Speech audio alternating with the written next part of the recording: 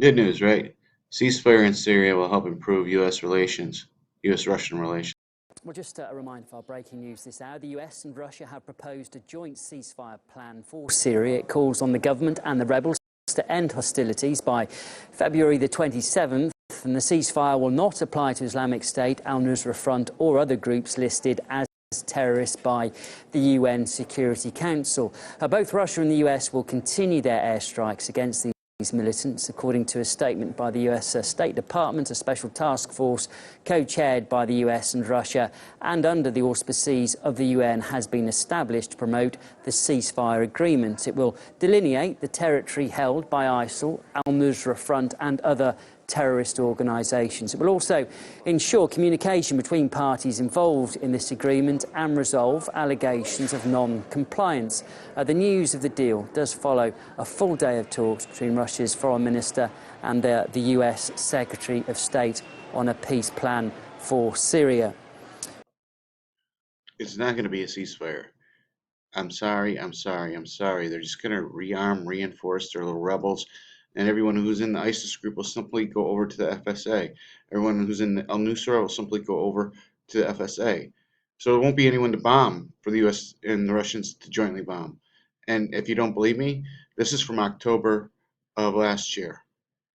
They are attacking the very guys who we want to see topple Assad. You would let American planes just continue to pass them and let them do that? No, but I might do what we did in Afghanistan many years ago to give those guys the ability to shoot down those planes. That equipment is available. Who would be shooting them down? The Free Syrian Army, just like the Afghans shot down the Russian. No, just like the Afghans shot down Russian planes after Russia invaded Afghanistan. But a Russian general show up at our embassy in Baghdad an hour before it starts, and what's the first target? The people we are supporting in arming and training and equipment. What better way to stick their thumb in our eye?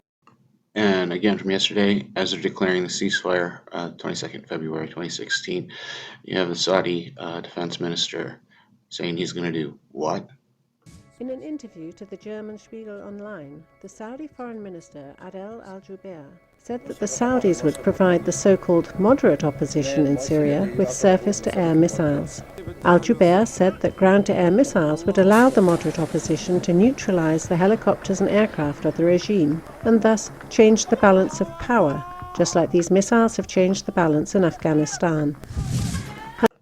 Looks like he missed. I'll say this, the West is ran by insane people who have insane allies and insane goals for insane reasons. But I can't say it. I'll just leave you with this. I can't say it better than him. I think all our society is run by insane people for insane objectives. You know? And I think that's what I sussed when I was 16 and 12 way down the line. But I expressed it differently all through my life.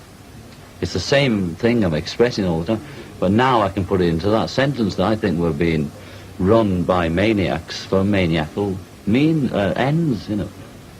If anybody can put on paper what our government and the American government, etc., and the Russian, Chinese, what they are actually trying to do, you know, and what they think they're doing, I'd be very pleased to know what they think they're doing. I think they're all insane, you know, but I'm liable to be put away as insane for expressing that. You know, that's what's insane about it.